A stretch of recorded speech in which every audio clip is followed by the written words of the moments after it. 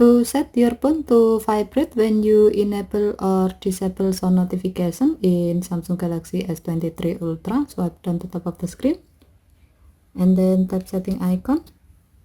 Scroll down the screen to find accessibility.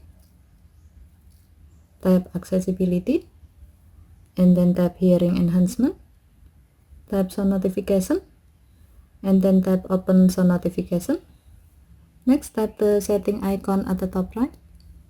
Under preferences section, tap sound types. While the alert for sound notification is set to allow sound and vibration, tap notification categories. Next, scroll down the screen. Under other section, tap active or pause status.